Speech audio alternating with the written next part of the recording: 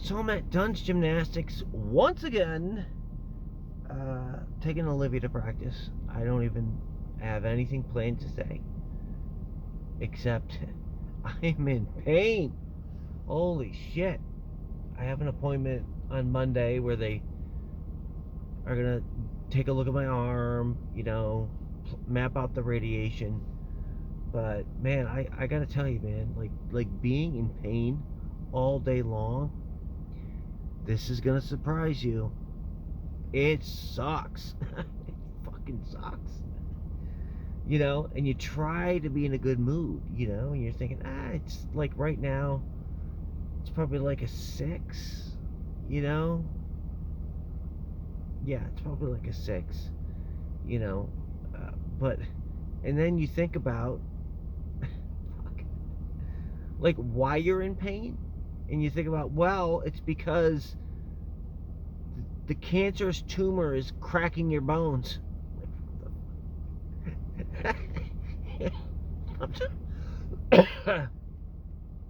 I mean, if you can't laugh at that, fuck, you are fucked. Because there's nothing you can laugh at. Life's funny, but it's just all day long, and it gets to the point where it's like, I don't want to take drugs for it if I don't have to, just because I want to keep things as normal as I can for as long as I can. And being drugged up all day is not normal. But I like,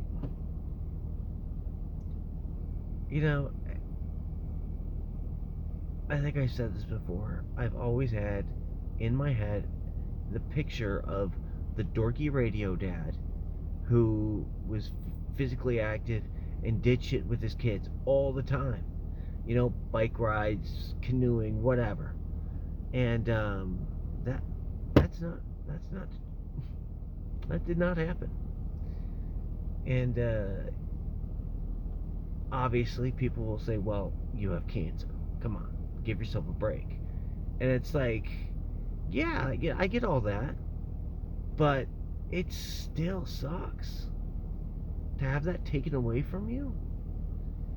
And now, as the kids get older, they're definitely going to remember me, but it's not going to be as the dorky radio dad. They don't even remember me being on the radio, or running a station, or, I can't give them, Six Flags and Lake Compound, like all these tickets I used to get all the time, and they were too young at the time. Ironic. But so, and I know as they get older they'll understand, and they might even surprise themselves by saying, oh my god, my dad had cancer for 7 years? Holy shit. 7.5 and counting, right? But it's just getting old. It's getting tired, man. It's just, I find myself,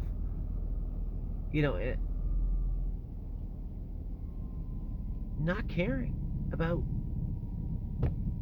anything. Like finances. It's like, what's the point? Of course I have kids, and I don't want to get into that, because it's like, you have to have discipline, and you have to have a plan, and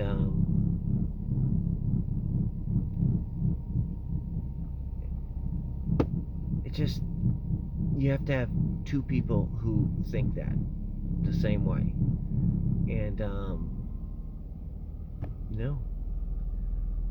but again, it's like, why get into that? It's just, it can't be changed. And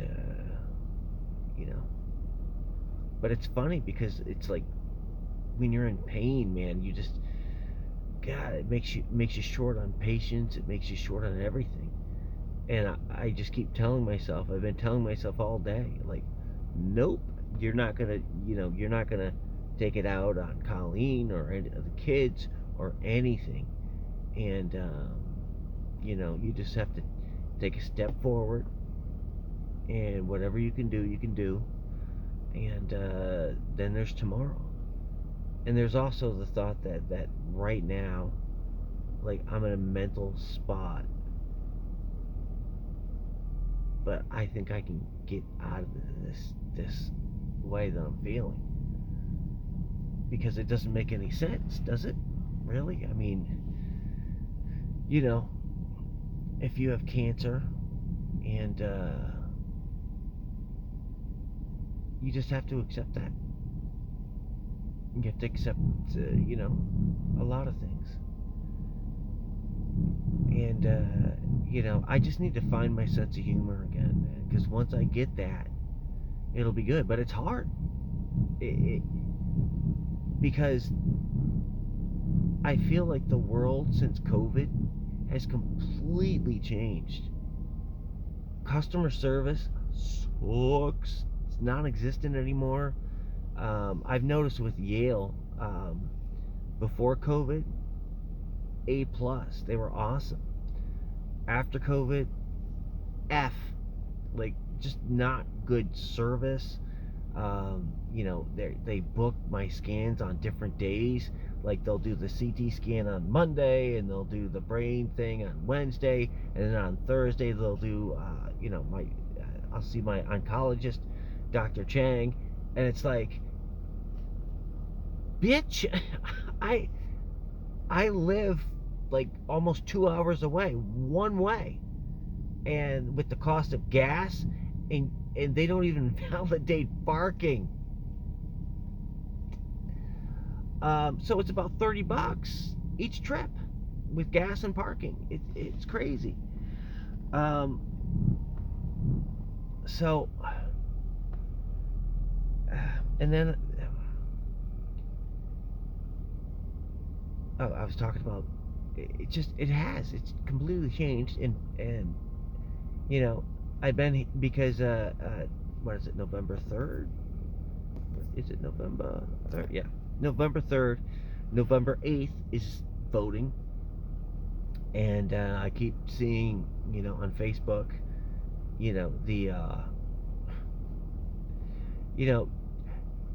hey, if you're a Democrat and someone else is a Republican, you can still be friends, you can talk it through. And that used to be true. I would have never thought of telling someone how to vote, even 5 years ago. But after COVID, after the people who are following the studies and the science know what is happening.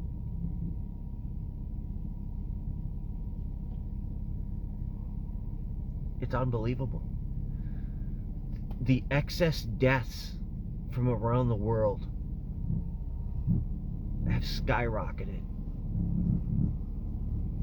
except in countries where there's not a lot of vaccinated people. That's a fact. There was a doctor.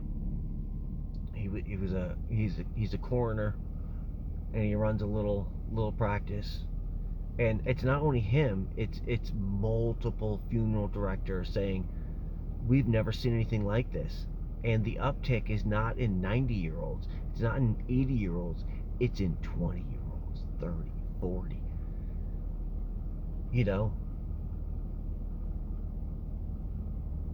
And I'm supposed to be friends with somebody who is going to vote for somebody who is going to mandate it, that I have to put that in my child's body for them to go to school.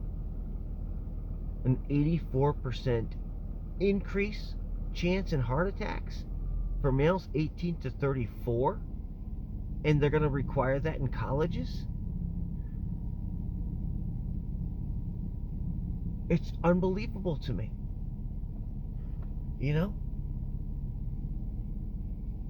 And these same people are saying, you got to vote Democrat because of, abortion. What? They have made that campaign promise dozens of times. I've seen it with my own eyes on video. Them saying, we need to codify Roe versus Wade into law, and we can't do that without your vote. So there's that. And then there's the mandates that forced pregnant women to take that monstrosity. And this is the party that's going to give you a choice. And then there's equity, which is openly discriminatory and racist. Like, you can, let's just say it was 100% right, though. Like, the history, everything was spot on, which it's not. But let's just say it was. It's current racism to make up for past racism. How can you be friends with somebody who's going to vote for somebody who's going to vote for that, who's going to vote for mandates, who's going to make policies for gender ideology in schools? Like, when I went to school, I didn't know my teacher's ideology or politics at all. Why? Because it's so obvious. Any school you go to is made up of diversity. Christians, non-Christians, atheists, black people, white people. I mean, if it's not diverse racially, it's diverse religion-wise. I mean, it's just everybody comes from different backgrounds. And the last thing you want is the school teaching your child an ideology. It's just so weird that people think it's cool now. It would be like walking into a classroom and seeing crosses everywhere, and they're teaching the gospel. It's like, what? What about the Muslims? What about the atheists? It's such common sense, but I'm having a hard time. Because I know there are good people who want to vote that way, but I know that people have to speak up.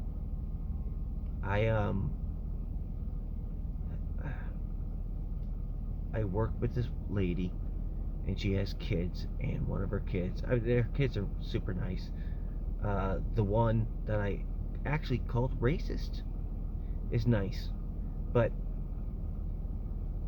when you support an openly racist and discriminatory thing like equity, and somebody explains it to you and then gives you an example and then gives you another example, like, for instance, Kamala Harris said on video that after Hurricane Ian, that relief should go to not the person with the house blown over.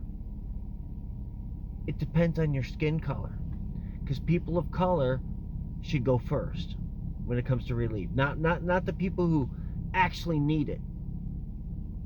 We are a meritocracy, and if people don't like that,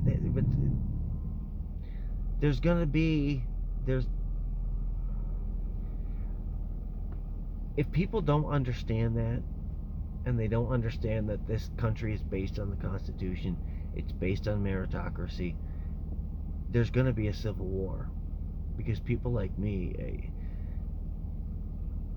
we're not going to accept that. Like, you can vote for whoever you want, live however you want, but when you vote for somebody who's going to tell me how to live. He's going to make health decisions for me and my family, as someone who has lost his health over something extremely rare. And, having a vaccine injury, having a heart attack, and even dying from it, it's rare. But it happens. And it's happening at a much higher rate than healthy people are dying from COVID, because that does not happen. All the stats, it's 0%, 0.0. It's not even debatable. But anyway, I don't even know what I talked about. I think I talked about politics. I really hope, Republicans are crooks. There's no doubt about it. But they're not openly trying to destroy our country. Except for their like war. I mean, come on. Like, you're really gonna believe all the rhetoric coming out now about the Ukrainian war when they lied about Vietnam, Gulf of Tonkin, look it up, weapons of mass destruction, Iraq war, Afghanistan, Libya, Somalia, like, just go on down the list.